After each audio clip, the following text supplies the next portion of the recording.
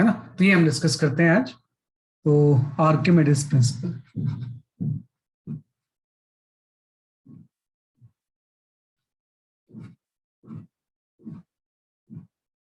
है ना। तो आर्किमिडीज प्रिंसिपल काफी एक इंपॉर्टेंट प्रिंसिपल है, हालांकि कोई ये नया लॉ नहीं है, बस एक लॉ का ही रिस्टेटमेंट है, लेकिन वही है कि दिस ये सारे जो प्रिंसिपल्स वगैरह हुए हैं ना, that was the before Newton's law. तो हालांकि एक्सप्लेन तो ये सारे न्यूटन्स लॉ से फिर से हो जाएंगे, लेकिन इस न्यूटन्स लॉ से ही सारे ड्राइव होते हैं, लेकिन इसको चूंकि ये उससे पहले हुए हैं क्रोनोलॉजी में, इसलिए नॉर्मली हम उसको एज ए इंडिपेंडेंट प्रिंसिपल की तरह जानते हैं। तो हम यहाँ पे आते हैं, we can discuss the Archimedes principle. तो जो आर्किमिडीज प्रिंसिपल का कंसेप्ट ये है कि when a solid body submerged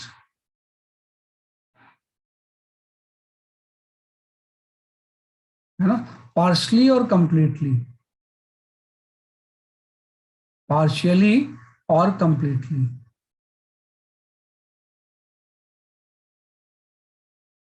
है ना, इनसाइड लिक्विड, इनसाइड लिक्विड, है ना, then due to pressure difference,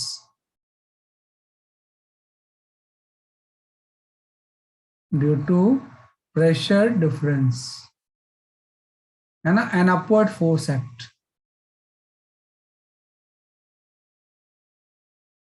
force act known as upthrust और buoyancy force, है ना, कि known as upthrust और buoyancy force,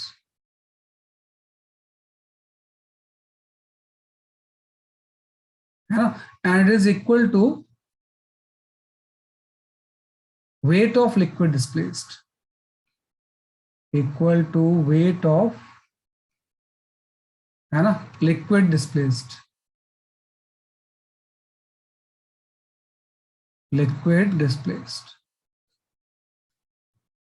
ये आपका होता है कि जब भी हम सॉलिड बॉडी को सबमर्ज करते हैं पार्शली या completely inside the liquid, then due to pressure difference and upward force act known as a upthrust or buoyancy force, and it is equal to weight of the liquid displaced, है ना। ये आपका पूरा का पूरा Archimedes principal है ना। Archimedes का पूरा ऑब्जर्वेशन यही था, जो भी उसकी बाथ टब की स्टोरी थी उससे यही चीज उसने कंक्लूड की थी, है ना, कि जब भी आप कोई चीज सॉलिड लिक्विड के अंदर होगी ना तो उसका वेट कम लगता है। वेट कम इसलिए लगता है क्योंकि उसके ऊपर एक अपवर्ड फोर्स लगता है, उसी को बोलते हैं अपथ्रस्ट या बॉयंसी फोर्स, और वो इक्वल होता है weight of the liquid displace के। तो देखो ये कोई सरप्राइजिंग चीज नहीं है। जैसे मैंने आपसे बोला कि सपोज आपका ये कोई टैंक है, इस तरह से हम कोई टैंक इस तरह से ले लेते हैं, ये आपका कोई लिक्विड का टैंक है ना, और इस टैंक में आपने कोई लिक्विड फिल कर दिया, है ना, ये टॉप से ओपन है, मैंने क्लोज ऐसे शो कर दिया है। इस टैंक में आपने कोई लिक्विड फिल कर दिया ऐसे, है ना, और इस टैंक में जैसे आप किसी बॉडी को इस तरह सबमर्ज करोगे, चाहे कंप्लीटली करो चाहे पार्शली करो, सपोज आपने किसी सिलेंडर को सबमर्ज कर दिया सॉलिड को, है ना, तो सॉलिड सिलेंडर को जैसे हम सबमर्ज करेंगे ना तो उसके ऊपर अपवर्ड डायरेक्शन में एक फोर्स लगता है ना, इसी फोर्स को हम बोलते हैं अपथ्रस्ट या बॉयंसी फोर्स। तो होगा क्या, लास्ट क्लास में आपने पढ़ा था कि डेप्थ से प्रेशर बढ़ता है तो ऊपर से नीचे की तरफ एक फोर्स लग जाएगा, वो आपका हो जाएगा P1 इंटू एरिया, और नीचे से ऊपर की तरफ एक फोर्स लग जाएगा, ये आपका हो जाएगा P2 इंटू एरिया। और इस सिलेंडर की हाइट सपोज h है, तो आपको पता है डेप्थ के साथ प्रेशर ज्यादा होता है ना, तो जो P2 की वैल्यू होगी वो P1 से ज्यादा होगी, तो यहाँ पे एक अपथ्रस्ट या बॉयंसी फोर्स लग जाएगा। तो अगर आप ये कैलकुलेट करो कि what is the buoyancy force, तो बॉयंसी फोर्स को हम एफ से शो करते हैं, और एफ की वैल्यू हो जाएगी P2 minus P1 into area, कि भाई नीचे का फोर्स से ऊपर का फोर्स ज्यादा है ना, और डिफरेंस ऑफ फोर्स पे एरिया से मल्टीप्लाई करेंगे तो आपका फोर्स आ जाएगा बॉयंसी फोर्स। तो बॉयंसी फोर्स कोई नया फोर्स नहीं है, बल्कि प्रेशर की वजह से, डिफरेंस की वजह से सॉलिड बॉडी के ऊपर एक्ट कर रहा है। तो हम यहाँ पे लिख सकते हैं कि बॉयंसी फोर्स की जो वैल्यू होगी, इसकी वैल्यू आपकी हो जाएगी P2 minus P1 into area, है ना। और P2 माइनस P1 आपको पता है ρgh होता है, क्लास में आपने पढ़ा था कि एस डेप्थ में प्रेशर में जो चेंज आएगा वो ρgh हो जाएगा। तो ये आपका हो जाएगा rho G into H into area, और एच इंटू ए वॉल्यूम हो जाएगा, तो अल्टीमेटली आपका ये हो गया rho V into G. Rho into V, V जो हो जाएगा वो मास हो जाएगा, तो अल्टीमेटली ये फर्दर चीज इक्वल हो गई एम इंटू जी के। तो आप देखो एम जी किस चीज का मास है ना, यहाँ पे जो आपने रो लिया था, this is the liquid density थी, सॉलिड की डेंसिटी नहीं थी, है ना। ये जो डेंसिटी थी वो किसकी थी, लिक्विड की थी। तो एमजी भी जो मास होगा ना, वो सॉलिड का मास नहीं होगा, बल्कि ये मास हो जाएगा wait of the liquid displace के। इसी एमजी को हम बोलते हैं बेसिकली आपका weight of liquid displaced, weight of displaced liquid, है ना। ये जो एमजी हो जाएगा, ये क्या हो जाएगा बेसिकली आपका wait of the liquid displaced. तो वही मैंने बोला था कि जब भी किसी सॉलिड को अगर हम एक लिक्विड के अंदर सबमर्ज करते हैं, कि कोई भी सॉलिड बॉडी को अगर हम लिक्विड के अंदर सबमर्ज करेंगे, तो इसमें अपवर्ड डायरेक्शन में एक फोर्स लगेगा, उसी फोर्स को हम बोलते हैं बॉयंसी फोर्स। और वो बॉयंसी फोर्स अल्टीमेटली इसके इक्वल होता है जितना वेट इसने डिस्प्लेस कर दिया। पहले यहाँ लिक्विड तो था सॉलिड की जगह पे, तो जब सॉलिड यहाँ पे आएगी तो इसने कुछ लिक्विड को हटाया होगा यहाँ से, तो जितना लिक्विड के हटाया होगा उसका वेट जो होता है वही बॉयंसी फोर्स होता है। तो जस्ट आपको आ गया कि आर्किमिडीज प्रिंसिपल के अकॉर्डिंग जस्ट हम यहाँ पे एक बॉयंसी फोर्स का कंसेप्ट एफ भी लिख देते हैं, है ना। ये आपका हो जाएगा रो वी इंटू जी, ये याद करना आप इसमें, ये वाला चीज याद नहीं करेंगे, बल्कि रो वी जी हो जाएगा, है ना। कि ये जो चीज होगी ये आपकी रो वी जी हो जाएगी। इसमें ध्यान रखना, रो जो हो जाएगा वो लिक्विड की डेंसिटी होती है ना, कि this is the density of liquid, solid की डेंसिटी नहीं है। और वी जो हो जाएगा ये डिस्प्लेस्ड वॉल्यूम हो जाएगा,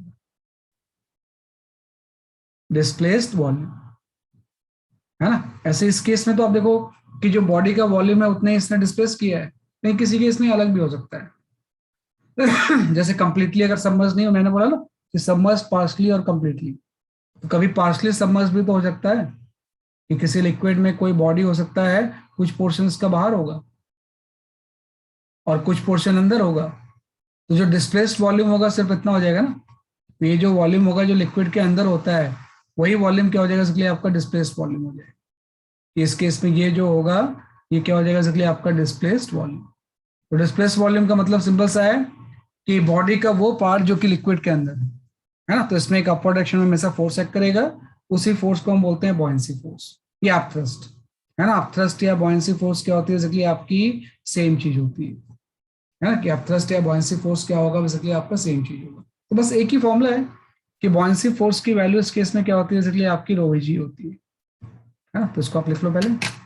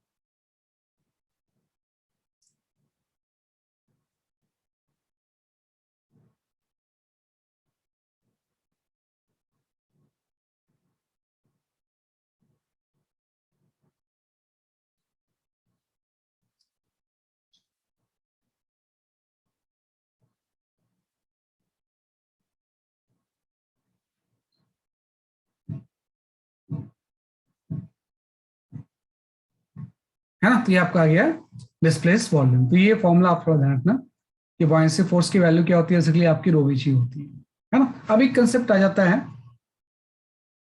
कि जैसे यहाँ पे मैं कुछ चीज लिखते हैं, है ना, कि सिंपल सा एक कंसेप्ट यहाँ पे आता है बेसिकली आपका कि what is the principle of floating, है ना। कि जो नेक्स्ट चीज हम यहाँ पढ़ते हैं, we study the principle of floating, कि कोई भी बॉडी फ्लोट कब करेगी। जो नेक्स्ट चीज आप इसमें पढ़ते हो, we study the principle of floating, है ना, कि कोई भी बॉडी आपका फ्लोट कब करती है। तो जैसे मैं अगर आपसे बोलूं कि यहाँ पे इस तरह से कोई टैंक है लिक्विड का, है ना, और इस टैंक में आपने किसी सॉलिड ब्लॉक को इस तरह से प्लेस कर दिया कि कोई भी ब्लॉक को इस तरह से आपने क्या कर दिया, यहाँ पे सॉलिड ब्लॉक यहाँ पे प्लेस्ड हो गया। इस तरह से कोई टैंक था, इसके अंदर आपने एक सॉलिड ब्लॉक प्लेस कर दिया ऐसे, और ये सॉलिड ब्लॉक जो प्लेस्ड है ये किसी लिक्विड में प्लेस्ड है।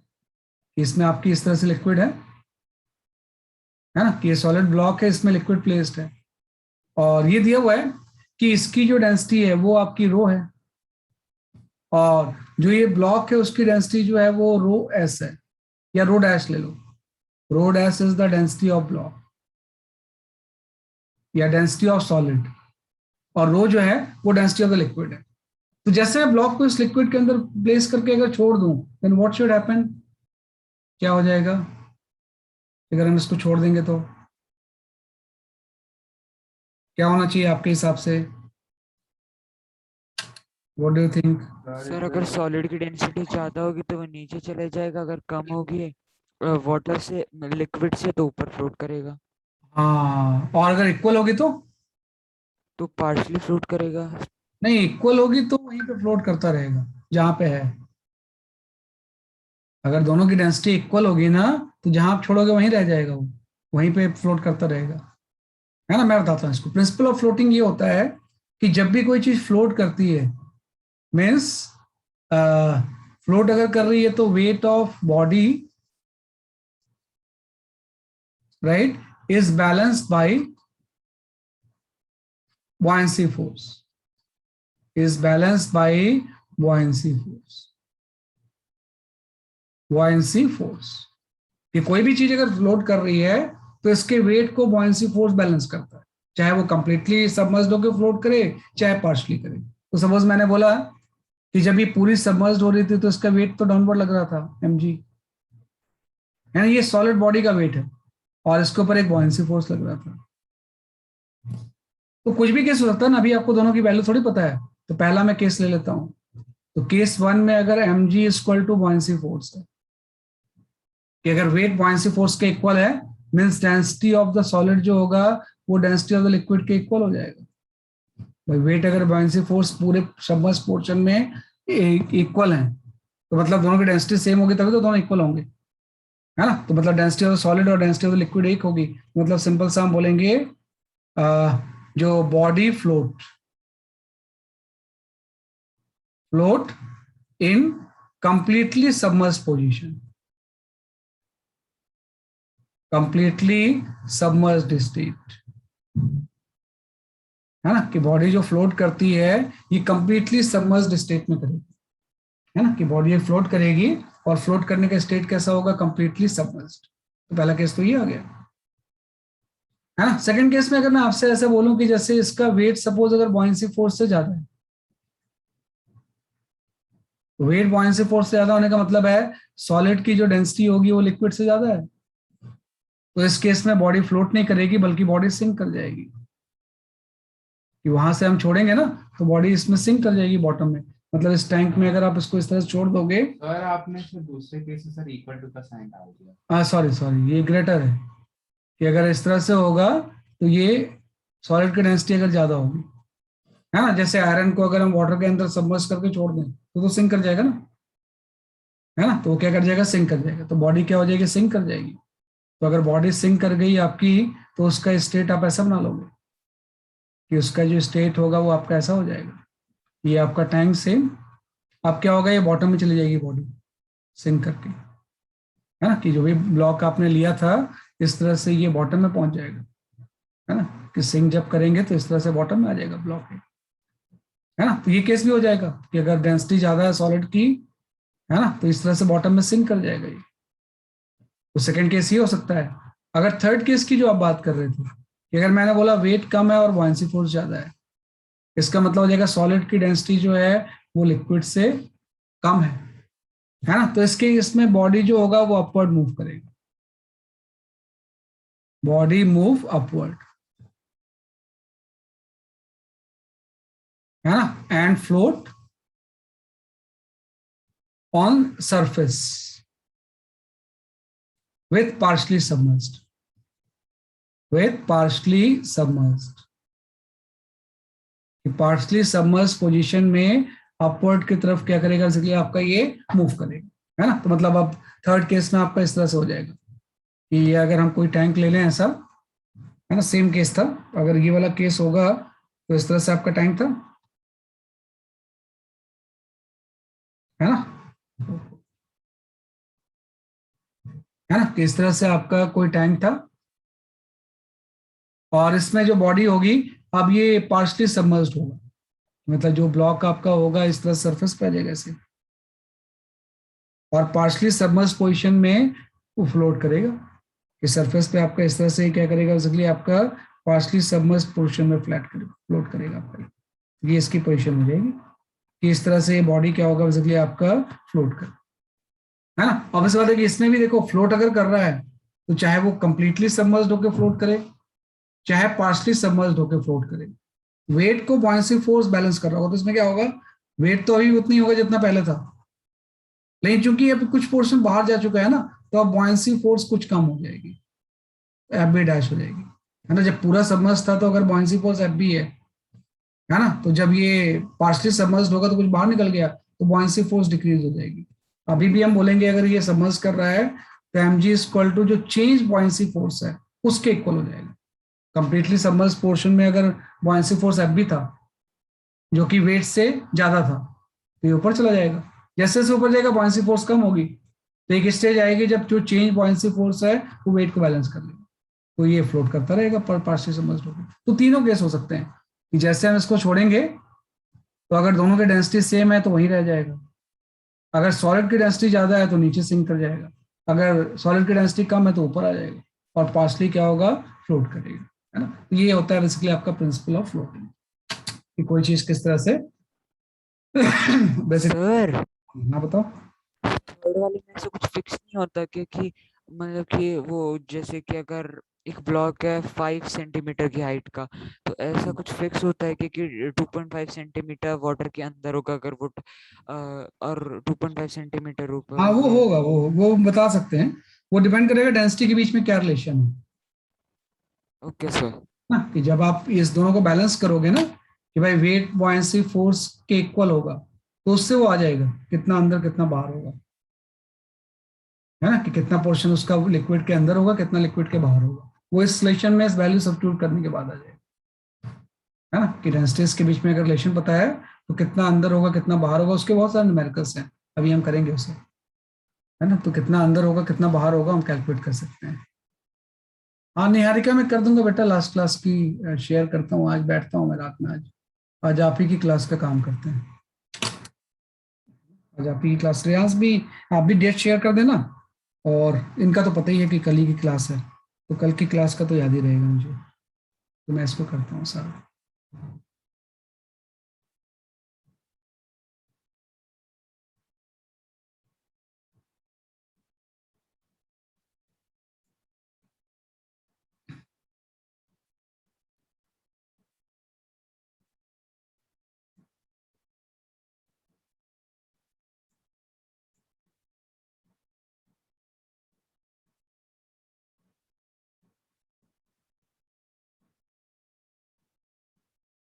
Sir noted.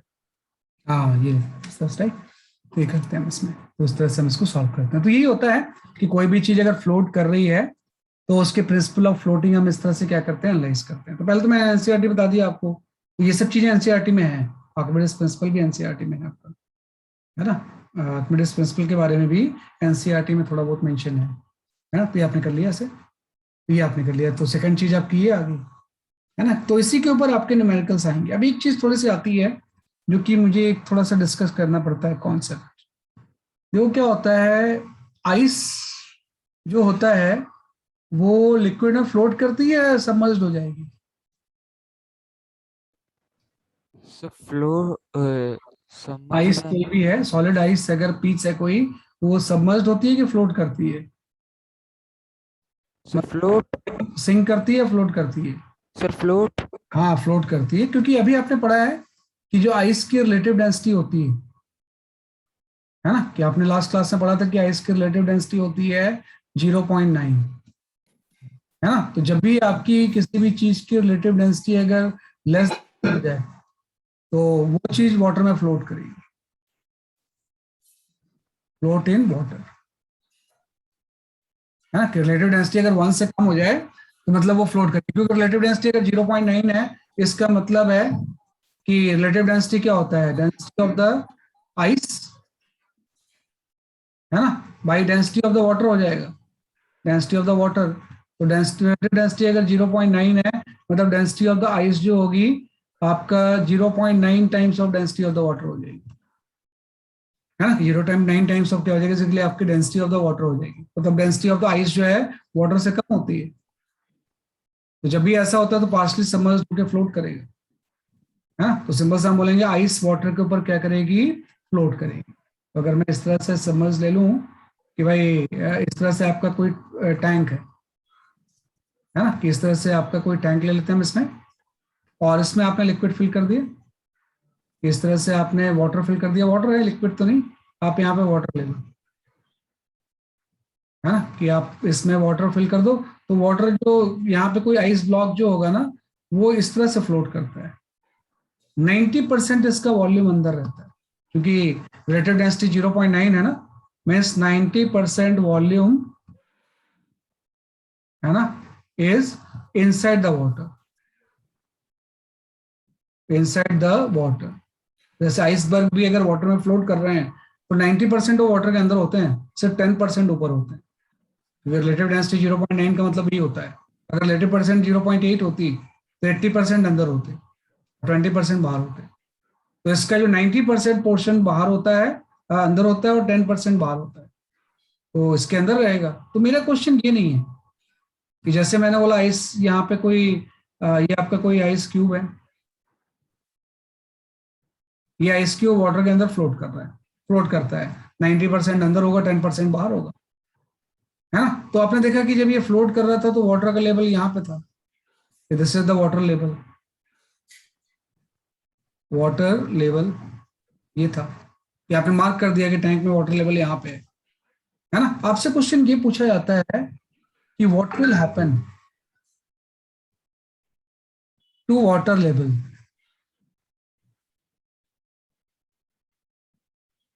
water level if ice cube melt,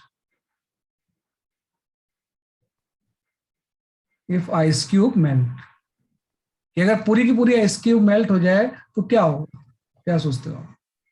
सो कोई चेंज नहीं आएगा। मेल्ट हो जाए तो what will happen to the water level, increase होगा, डिक्रीज होगा, या क्या होगा, तो सोचो आप इसे।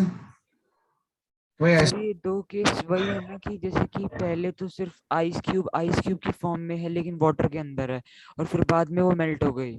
मेल्ट हो गई, है ना, कि भाई वाटर में आइस क्यूब को फ्लोट कर रहा था, अब वो मेल्ट होके वो भी वाटर में कन्वर्ट हो गई, तो जो वाटर का लेवल टैंक में था उसमें क्या चेंज आएगा, इंक्रीज होगा या डिक्रीज होगा। सर वो सेम रहेगा। हाँ सही बोला इसने। Sir, because it will displace some amount of water when we mark. So once we will melt, it will remain the same. हाँ सही बोल रहे हो, इन्होंने सही बोला है कि आइस क्यूब मेल्ट करने के बाद ना, ये बड़ा इंपॉर्टेंट कंसेप्ट होता है, लेवल रिमेन सेम, इसमें जो लेवल है ना वो आपका सेम रहेगा, लेवल में कोई चेंज नहीं होता है ना, कि वाटर लेवल में कोई चेंज नहीं आएगा, वाटर लेवल क्या रहेगा इसलिए आपका सेम रहेगा, क्योंकि अगर ये फ्लोट कर रहा था, मेरा किताब मेरे पास आ गया, सिर्फ मैं ये दूंगी।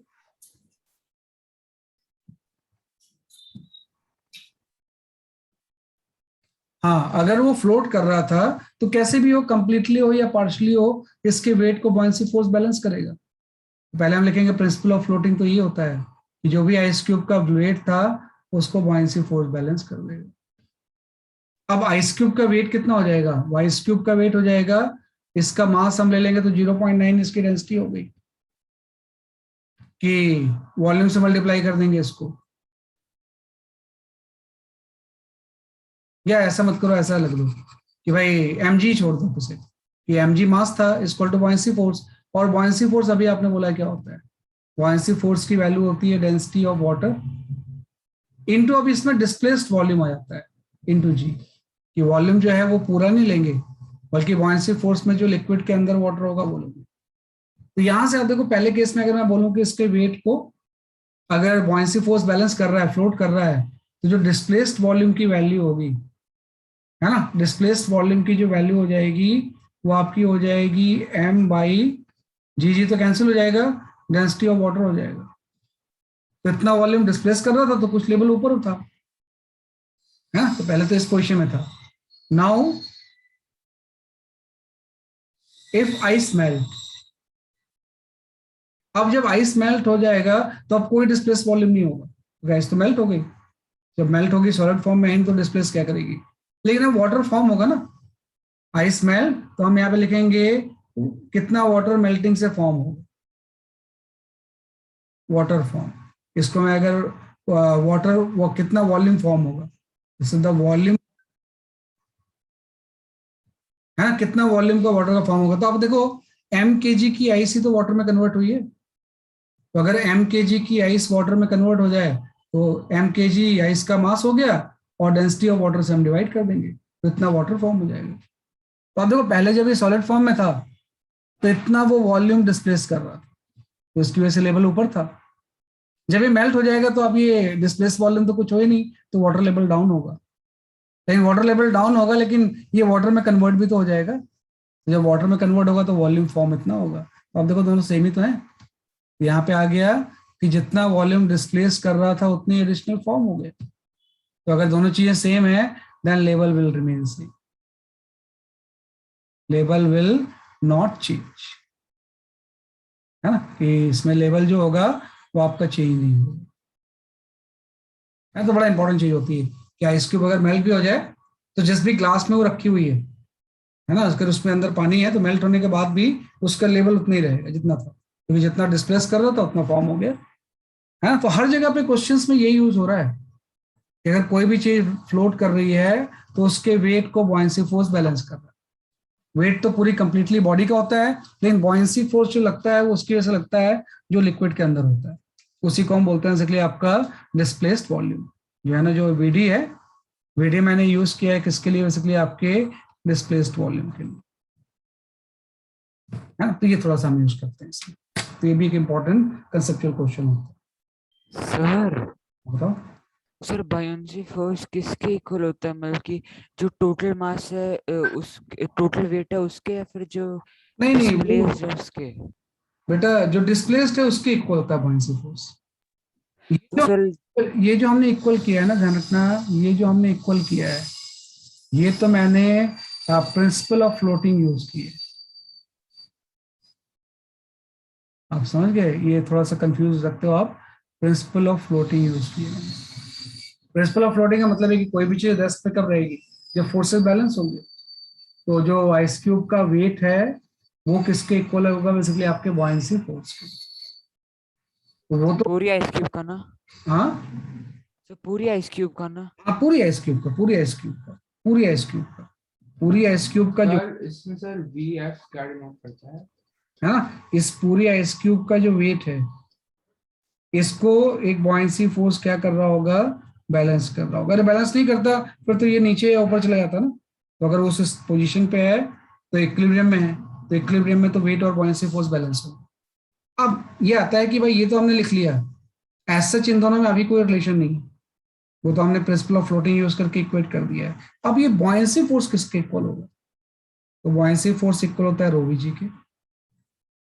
रो इसमें डेंसिटी ऑफ वाटर होती है, वॉल्यूम पूरे का वॉल्यूम नहीं होता है बल्कि वॉल्यूम डिस्प्लेस्ड होता है इनटू जी, ये होता है। और इसी चीज को कई बार हम बोलते हैं कि ये जो चीज होगा ये wait of the liquid displaced हो जाएगा, जो रो वी डी इंटू जी आपने लिखा है ना, ये wait of the displaced liquid हो जाता है यहाँ से, जो आपने फर्स्ट पेज पे लिखा था कि भाई बॉयंसी फोर्स जो रो वी जी होगा, ये इसको आप एम डैश लिख लो, ज्यादा अच्छा रहेगा, एम डैश जी, है ना, कि ये जो चीज होगी इसको फर्दर हम ये लिख सकते हैं वेट ऑफ द बॉडी से इसको कोई मतलब नहीं, बल्कि कितना इसने वेट को डिस्प्लेस किया उसके इक्वल। लेकिन इसको जानने की आपको जरूरत नहीं है, आप इससे किया करो कि बॉयंसी फोर्स आपका रो वी जी के इक्वल होगा, है ना, तो ये आपका व्यवस्था से।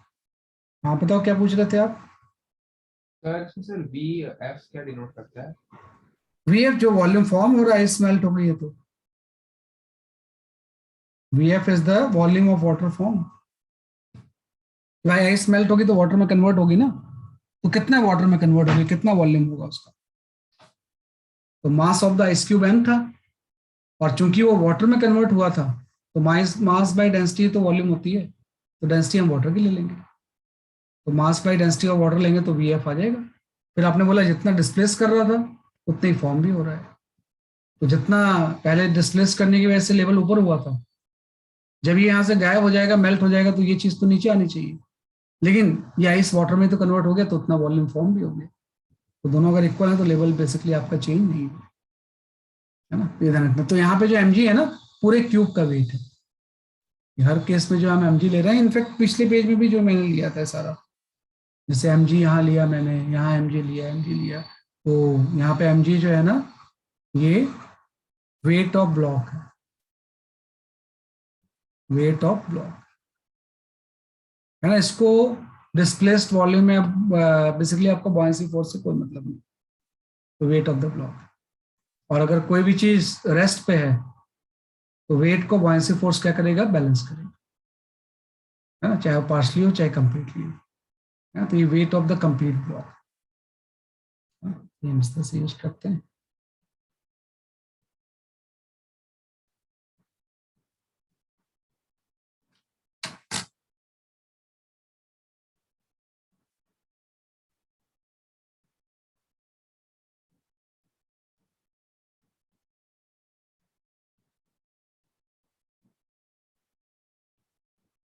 Yes sir, done. ठीक है, ये आपका ज्ञान है ना। तो ये आपको करना है सब में, ये हर क्वेश्चन प्रिंसिपल ऑफ फ्लोटिंग से ही होगा कि वेट को बॉयंसी फोर्स के इक्वेट करो, और जो चीज आती है आप उसको कर लो, है ना। जो पूछा हो गया उसका हम क्या कर सकते हैं, आंसर दे सकते हैं। तो आर्किमिडीज प्रिंसिपल में बस यही जानना है आपको, है ना, कि आर्किमिडीज प्रिंसिपल में इसी चीज को आपको नॉलेज चाहिए, किस तरह से हम इसको सॉल्व करते हैं। तो आई विल शेयर फिर न्यूमेरिकल्स, इसको थोड़ा सा अटेम्प्ट करो तो आपको खुद ही आ जाएगा क्या करना है।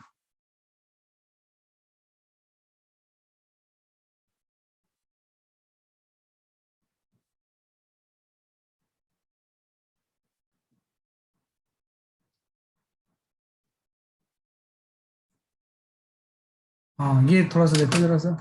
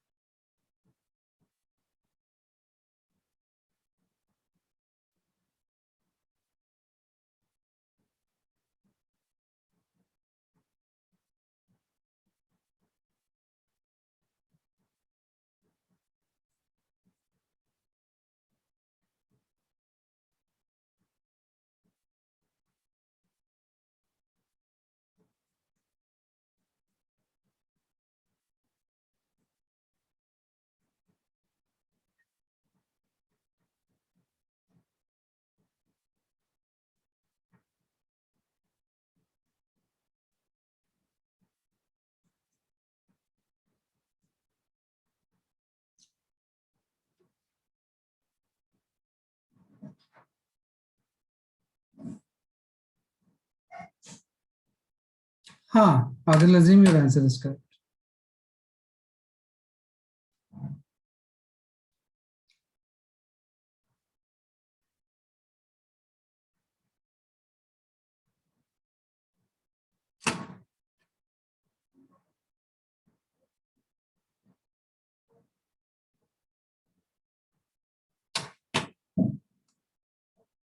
रेयान सही है आपका आंसर।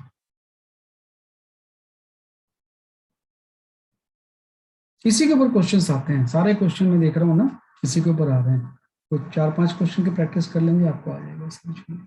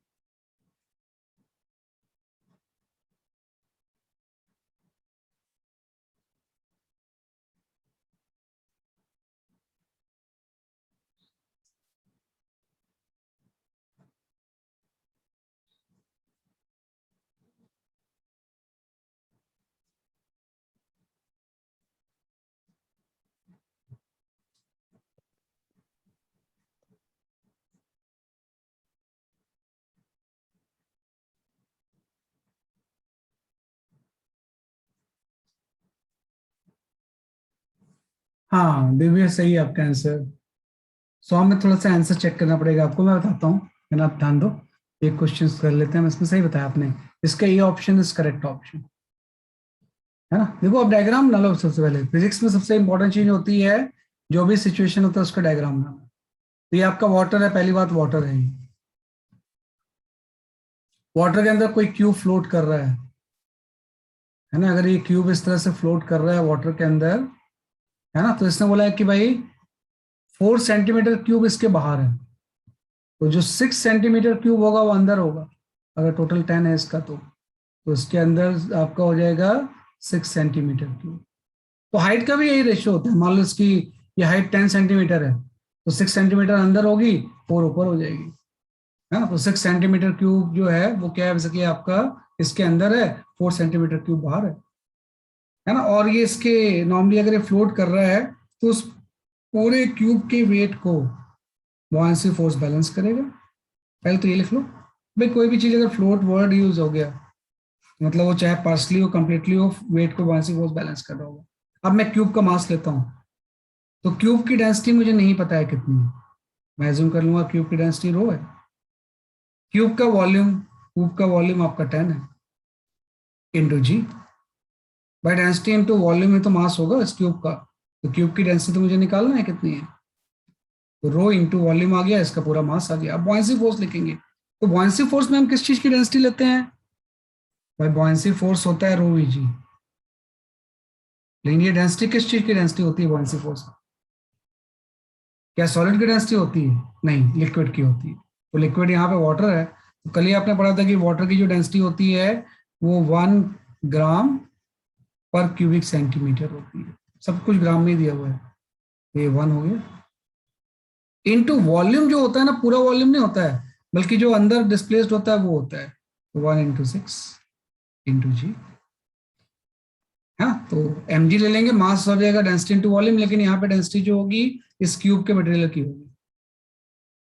ये रो जी होता है, तो रो डेंसिटी आपकी वाटर की होगी जो कि 1 होती है।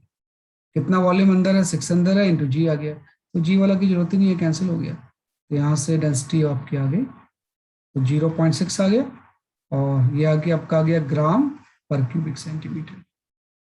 ये सॉलिड की डेंसिटी हो जाएगी, तो इससे ए ऑप्शन आपका आ गया आंसर। तो हमेशा यहीं से स्टार्ट करना है आपको क्वेश्चन कि एम जी इक्वल टू क्या हो जाएगा, 1 फोर्स, है ना। तो कर सकते हैं।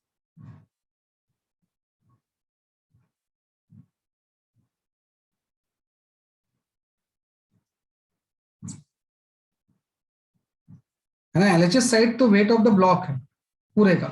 आरएचएस साइड में जो बुयांसी फोर्स होती है उसको हम बोलते हैं कि this is the weight of the liquid displaced, है ना। ये चीज क्या आ गई है, weight of the liquid displaced ही तो है, कि आपने वाटर की डेंसिटी ले ली है और वॉल्यूम वो लिया है जो अंदर है, जो वो डिस्प्लेस कर रहा है, तो जितना इसने वाटर डिस्प्लेस किया होगा वही तो है, उसी का तो वेट है ये। तो एलएचएस साइड को वाटर से कोई मतलब नहीं है, वो तो क्यूब का है।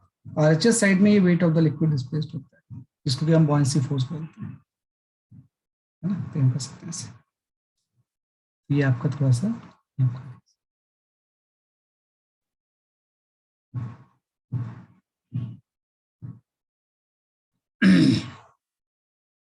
अभी इसको थोड़ी देर बाद में करते हैं, पहले दूसरा क्वेश्चन कर लेते हैं। हाँ ये भी सही है।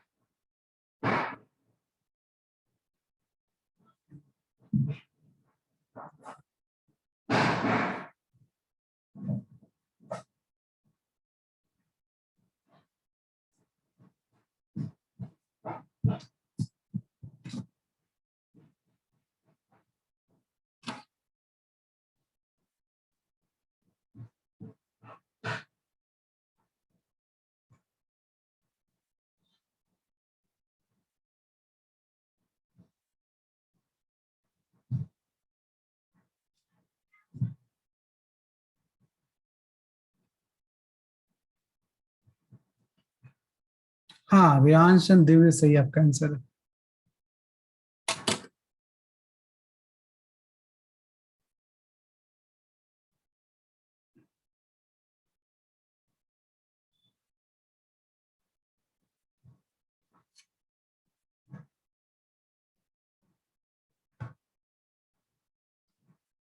हाँ, दिल अजीम सही है आपका आंसर।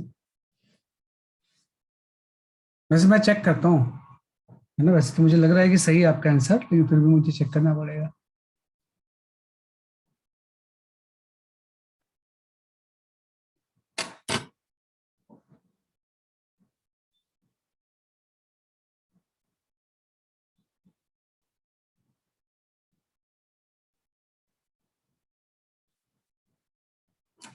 है ना, यहाँ पे आप ये लिख लोगे कि पूछा क्या है, पहले ये आप देखो।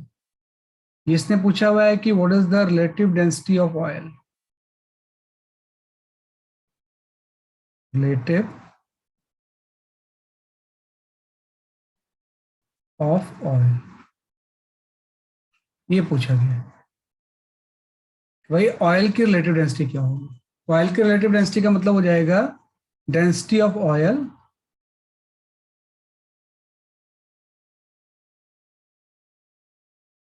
By density of water.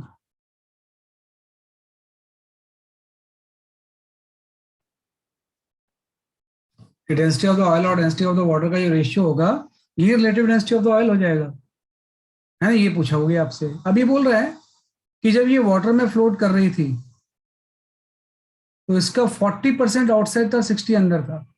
तो यहां से आ जाएगा कि एम जी इक्वल टू हो जाएगा density of the water into total volume. अगर वी है तो 0.6 वी अंदर था इसका, कि टोटल वॉल्यूम अगर मैं वी ले लूं तो 40% बाहर है तो 60% अंदर हो जाएगा, तो 0.6 वी हो जाएगा, इंटू जी आ गया। और जब सेम क्यूब फ्लोट कर रहा था ऑयल में, तो हम यहाँ पे डेंसिटी ऑफ द ऑयल ले लेंगे। अब इसमें उसने बोला है कि भाई 60% आउटसाइड है तो 40% अंदर है, तो ये आपका 0.4 वी इंटू जी हो जाएगा।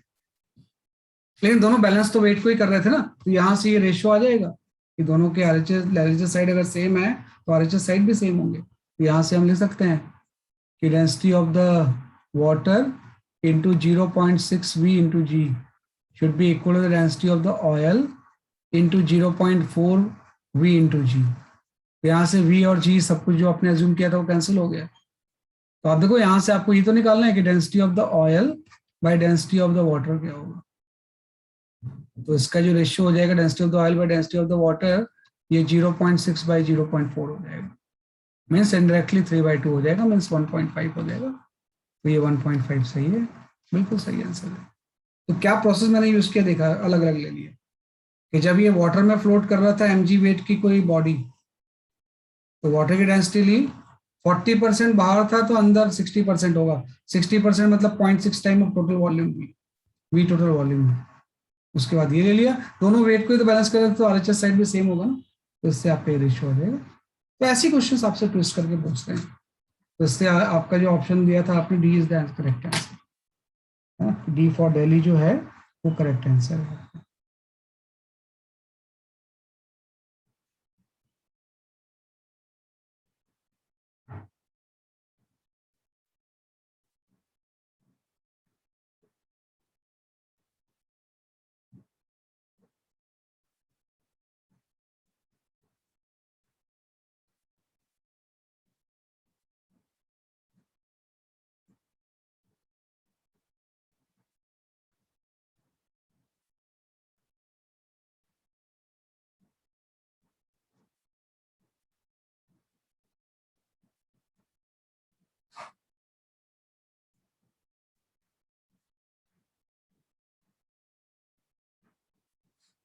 ठीक है, ये आपका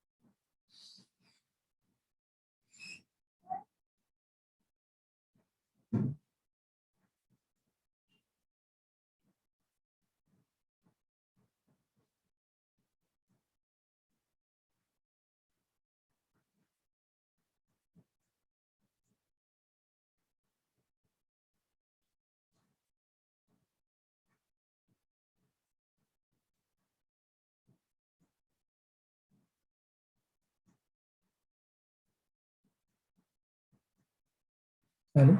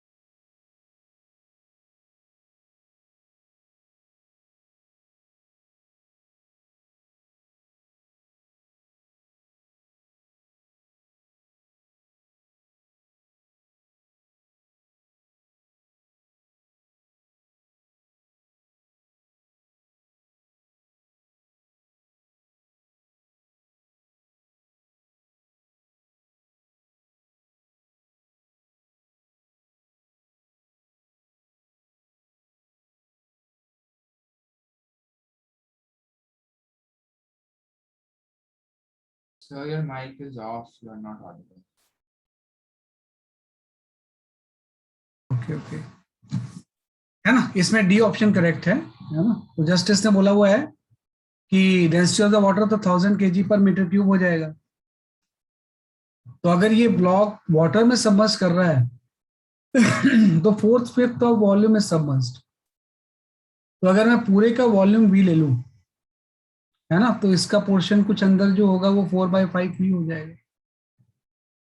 इसने बोला सबमर्ज्ड इतना ही है ना। तो अब इस बात इस केस में इसके वेट को बॉयंसी फोर्स बैलेंस कर रही होगी, तो आप लिख दोगे weight equal to buoyancy force. Buoyancy force क्या होगा, डेंसिटी वाटर का 1000, वॉल्यूम जो सबमर्ज्ड है 4/5V इंटू जी।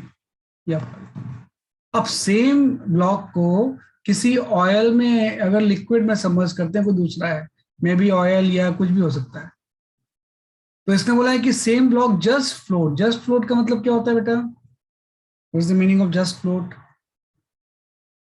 तो बता सकते हैं कि what is the meaning of just float? Sir means So that no part is submerged. नहीं, no part is outside the water. Just float का मतलब हो जाएगा कि इसका बॉडी का कोई भी पार्ट बाहर नहीं रहेगा, इस पोजीशन को। वैसे तो कोई सरफेस के ऊपर चीज रह ही नहीं सकती है, मतलब जस्ट ऐसे हो। इसमें तो क्या था, कुछ पोर्शन जो 1/4 पार्ट बाहर था ना, कि v माइनस 4/5 करेंगे तो जो आपका 1/5 पार्ट था वो बाहर था। अब इसमें जस्ट फ्लोट कर रहा है, मतलब जस्ट इस सरफेस पे ऐसे आ गया, सारा चीज अंदर ही है इसका। तो जस्ट फ्लोट का मतलब हो जाता है। तो अभी भी वेट तो उतनी रहा है इस ब्लॉक का, लेकिन बॉयंसी फोर्स में अब चेंज आ गया। अब यहाँ पे डेंसिटी जो लेंगे वो डेंसिटी ऑफ द लिक्विड हो जाएगी। तो रो ले लिया मैंने, जो निकालना है मुझे, इनटू वॉल्यूम। वॉल्यूम पूरा का पूरा अब डिस्प्लेस हो गया, इनटू जी। बस अब देखो, आरएचएस साइड दोनों वेट को ही तो बैलेंस कर रहे थे, तो आरएचएस साइड भी सेम होंगे, तो दोनों के आरएचएस साइड को इक्वेट कर दो। तो आरएचएस साइड को इक्वेट करेंगे तो ये आपका आ जाएगा 1000 into 4/5V into G should be equal to the rho into V into G. यहाँ से जी जी कैंसिल, वी भी कैंसिल, है ना। यहाँ से डेंसिटी की वैल्यू आ जाएगी, है ना। डेंसिटी की वैल्यू 4000/5 आ जाएगा। तो फिर तो आपका आंसर सही नहीं आ रहा ना, नहीं, सही आ रहा, सही आ रहा है। डेंसिटी आपका 4000/5 मतलब 800 आ जाएगा kg पर metre. Means D option is absolutely all right.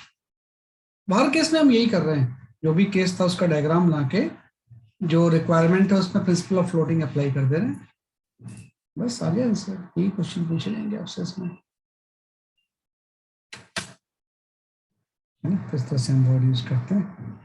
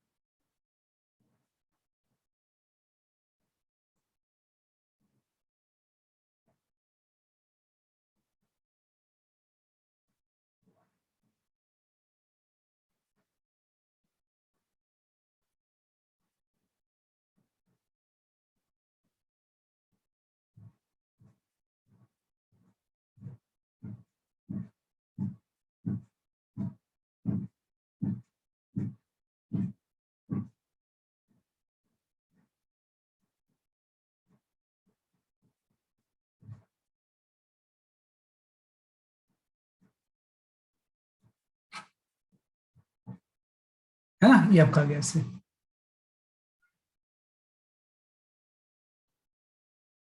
ये तो सेमी क्वेश्चन है।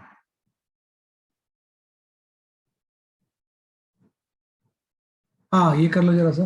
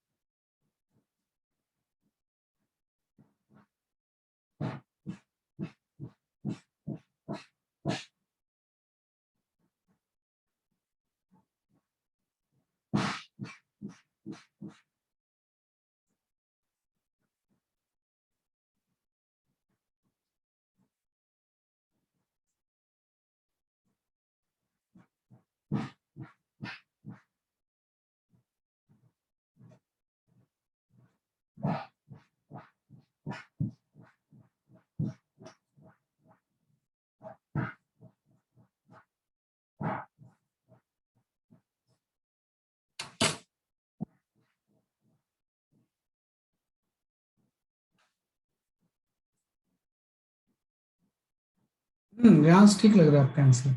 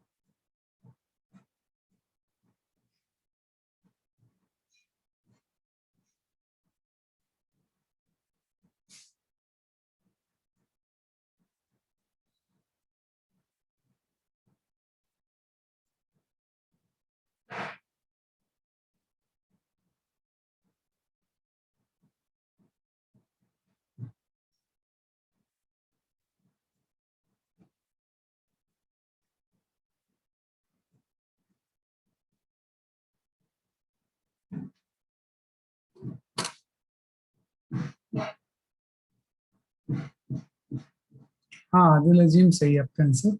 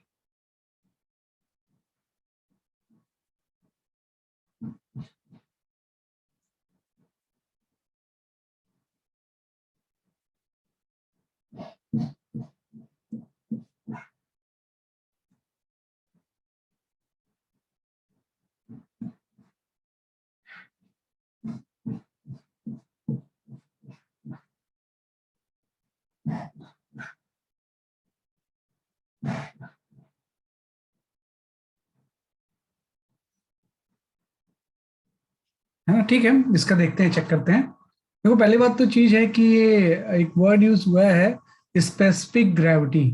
क्या होता है स्पेसिफिक ग्रेविटी? इसने एक रिलेटिव डेंसिटी। हाँ, रिलेटिव डेंसिटी को स्पेसिफिक ग्रेविटी बोलते हैं। दोनों चीजें सेम ही होती हैं। तो कई बार स्पेसिफिक ग्रेविटी और रिलेटिव डेंसिटी की जगह पी यूज होता है। तो रिलेटिव डेंसिटी तो हम जानते ही हैं। रिलेटिव डेंसिटी की अगर हम बात करें तो रिलेटिव डेंसिटी ऑफ ऑयल इसने बोला हुआ है कितना होगा।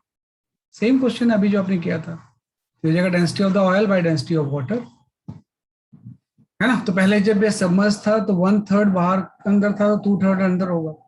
तो जब ये वाटर में सबमर्ज होगा तो इसके वेट को density of the water into 2/3 of V into G हो जाएगा। और सेम वेट जब ऑयल में सबमर्ज था तो हाफ था, तो density of the oil into V/2 हो जाएगा इंटू जी। बस दोनों को इक्वेट कर दो, आपका आंसर आ जाएगा। दोनों को इक्वेट करेंगे तो आपका मेरे ख्याल से density of the oil by density of the water आपका 4/3 आ जाएगा। तो इससे 4/3 आंसर आ गया। 4/3 means B option is correct, है ना, कि बी ऑप्शन जो होगा वो सही हो जाएगा, है ना। वो ध्यान रखना है कि अंदर क्या है बाहर क्या है। वो जैसे 100 में आपने जो किया है ना, ये 1/3 ऑफ वॉल्यूम जो है वो बाहर है, तो जो बाहर है उसको बाउंसी फोर्स नहीं लेना है, जो अंदर है उसको लेना है। तो 1/3 अगर बाहर होगा तो 2/3 अंदर होगा। अगर आप 1/3 लेके कर दोगे फिर तो सी ऑप्शन सही आ जाएगा ना। तो सी सही नहीं है, 4/3 इज द करेक्ट आंसर। तो इस तरह से करना है ना।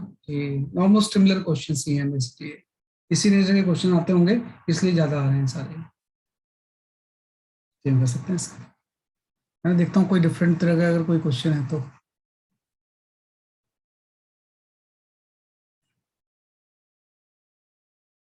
हाँ ये सही है आपका, ये क्वेश्चन सही है।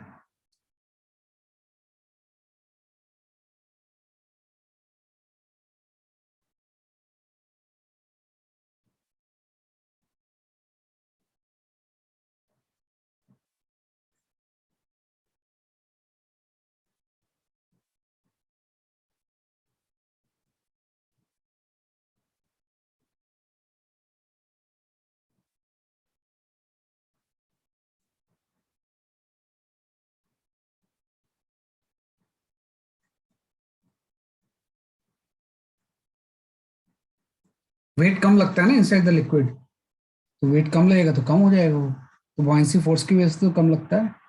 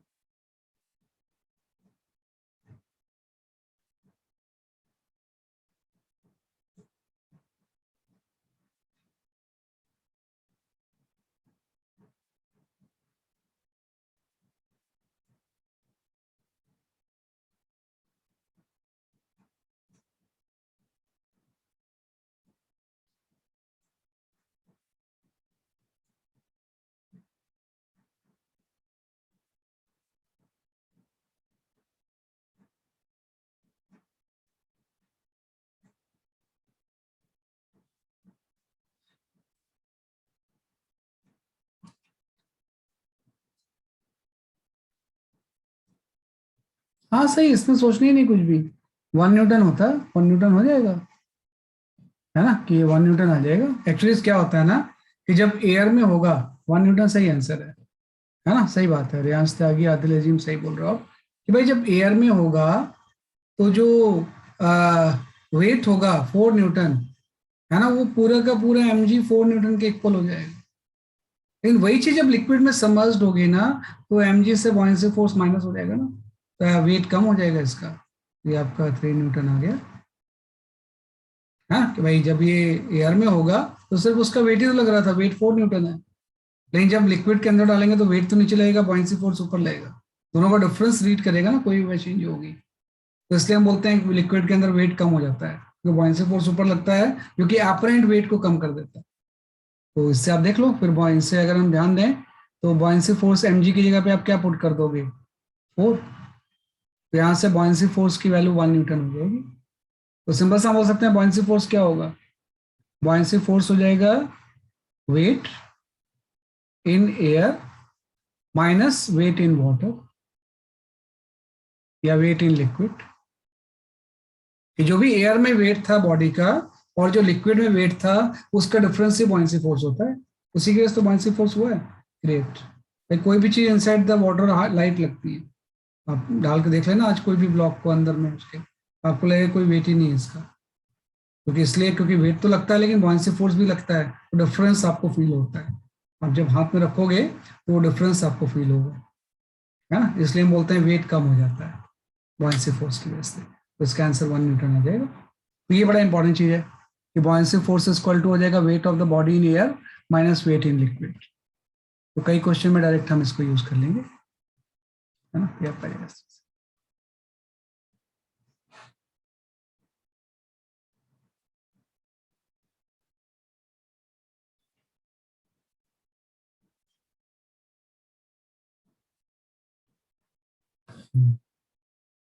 चलो ये कर लेते हैं।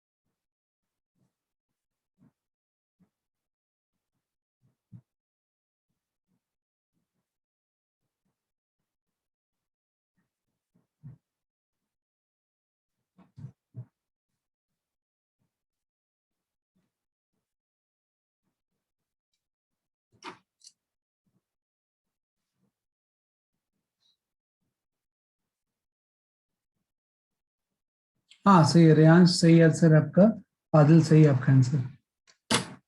हाँ एकदम सोचना ही नहीं इसमें तो कुछ भी, है ना, इसमें तो कुछ सोचना ही नहीं है आपको, फटाफट आ जाएगा आपका ये।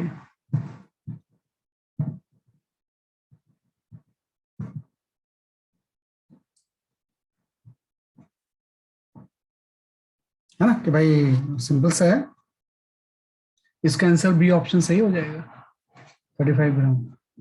हम यहाँ पे लिखेंगे what is the buoyancy force in water. Buoyancy force in water in दोनों का डिफरेंस ही तो हो जाएगा, तो 50 minus 40 means buoyancy force in water जो होगा वो 10 ग्राम हो जाएगा, है ना। तो लिक्विड में बॉयंसी फोर्स 1.5 रिलेटिव डेंसिटी है ना, तो 1.5 टाइम्स हो जाएगा। तो buoyancy force in oil liquid, जो इस पे लिक्विड की बात कर रहा है उसमें बॉयंसी फोर्स हो जाएगा 10 इंटू 1.5 मतलब 15 ग्राम का लग जाएगा, है ना। तो weight of body in liquid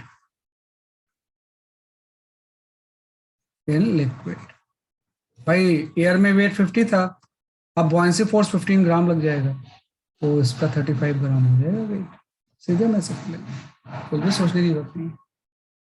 हाँ, तो भाई बॉयंसी फोर्स इन वाटर जब निकाला होगा तो अपने वाटर की डेंसिटी 1 यूज की होगी, अगर इसकी रिलेटिव डेंसिटी 1.5 है तो 1.5 से मल्टीप्लाई तो हो जाएगा कि 1 और 1.5 से मल्टीप्लाई हो जाएगा, तो अब बॉयंसी फोर्स लिक्विड में 15 ग्राम है, एयर के वेट से बॉयंसी फोर्स माइनस कर देंगे तो लिक्विड वाला वेट आ जाएगा, तो 35 ग्राम आ जाएगा, है ना। तो आप इस तरह से कर सकते हो, है ना? तो ऐसे थोड़े से ट्रिक यूज करके फटाफट क्वेश्चन सॉल्व कर लेना।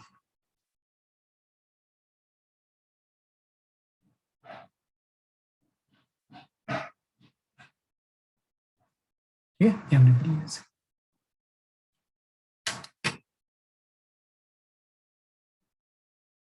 चलो एक लास्ट क्वेश्चन देखते हैं।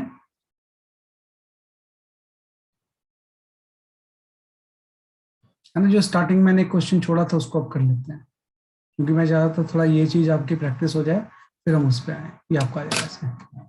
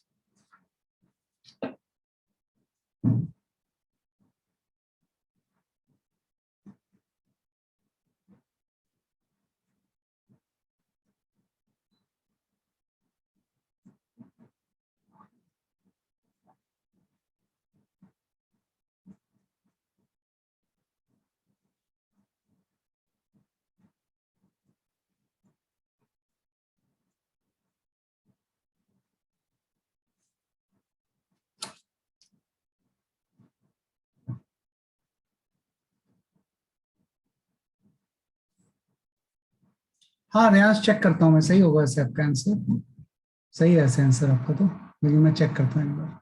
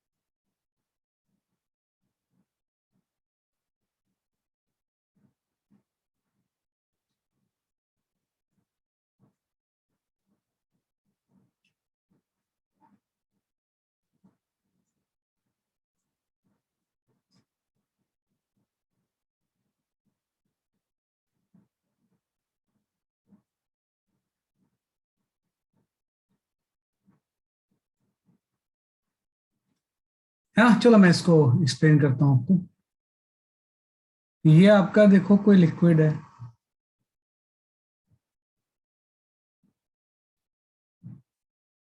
है ना, और वाटर ले लेते हैं ऐसे। वाटर अगर नहीं दिया तो लेक में तो वाटर ही होगा ना, ये वाटर है। और इसमें आपने कोई स्टोन ले लिया ऐसे, तो स्टोन का वेट नीचे लग रहा है और बॉयंसी फोर्स ऊपर लग रही है। तो इसने बोला सिंक कर रहा है। सिंक कर रहा है मतलब पक्की बात है कि वेट की वैल्यू बॉयंसी फोर्स से ज्यादा होगी, तभी तो सिंक करेगा। तो जब ये सिंक कर रहा था तो इसका एक्सलेशन क्या होगा? तो एक्सलेशन इक्वल टू क्या होता है, नेट फोर्स बाय मास। तो वेट को बॉयंसी फोर्स माइनस कर दो, ये नेट फोर्स हो जाएगा, इसको आप मास से डिवाइड कर दो तो ये एक्सलेशन हो जाएगा इसका। यहाँ पे जी आ जाएगा into buoyancy force by mass, है ना। बस इससे सॉल्व हो गया। जी इंटू, अब आप देखो माइनस बॉयंसी फोर्स क्या होता है, बॉयंसी फोर्स में हम डेंसिटी ऑफ द वाटर ले लेंगे इंटू वॉल्यूम पूरे स्टोन का पूरा सबमर्ज्ड था इंटू जी भाई स्टोन का मास। मास किसका, स्टोन का है, तो स्टोन के मास में उसकी डेंसिटी ले लेंगे रो एस, वॉल्यूम पूरा हो जाएगा वी, है ना। तो आप देखो यहाँ से वी तो कैंसिल ही हो गया, आपका यहाँ से जी कॉमन आ गया और जी कॉमन आके ये आ गया 1 minus rho W by rho S, है ना। और rho S by rho W क्या हो जाएगा, density of the stone by density of the water, तो रिलेटिव डेंसिटी हो जाएगी। और रिलेटिव डेंसिटी इसने के बोला हुआ है, मतलब इसके रेसिप्रोकल की जगह पे हम के लिख सकते हैं। तो अल्टीमेटली एक्सलेशन का जो वैल्यू आ गया वो जी इंटू 1 माइनस 1 बाई के आ गया। दैट्स ऑल, बिल्कुल सही आंसर है। तो इससे आपका ऑप्शन सी इज करेक्ट, है ना। सी आंसर सही हो गया आपका, ठीक है ना। तो हमने कर लिया, ठीक है ना। तो ये हमने आज ना कंप्लीट कर लिया आपका। इसको देख लो एक बार, थोड़ा सा क्वेश्चन अच्छा है ना, ऐसे क्वेश्चन आने चाहिए आपको करने।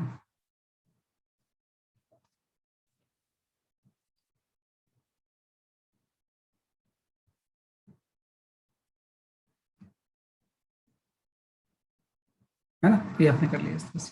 तो ये आज आपने कंप्लीट कर लिया चैप्टर जो आपका ग्रेविटेशन था, है ना। तो मॉड्यूल 1 तो हम कंप्लीट कर ही चुके हैं, मॉड्यूल 2 में भी एक चैप्टर आपने कर लिया ग्रेविटेशन, इसके बाद वर्क एनर्जी पावर है सेकंड चैप्टर, फिर साउंड है ना।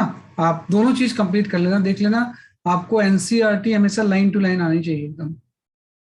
सबसे पहले आप एनसीईआरटी कर लो, क्योंकि आप स्कूल के लिए करते ही हो, प्लस मॉड्यूल सॉल्व कर लो, है ना। और जो भी डाउट्स हैं उसको आप पूछो, डाउट ग्रुप में आप पोस्ट कर दो, है ना, तो उससे आप हो जाएगा, ठीक है। तो ये आज आपका ग्रेविटेशन मैंने कंप्लीट कर लिया, है ना? तो चलो फिर आज के लिए इतनी काफी है। That's all for today. Next class में हम नया चैप्टर स्टार्ट करेंगे, वर्क एंड एनर्जी, है ना। तो तब तक आप डाउट्स कर लेना, डाउट्स पूछ लो। Thank you sir. Okay, bye bye bye. Sir. Bye Thank you, sir. Bye.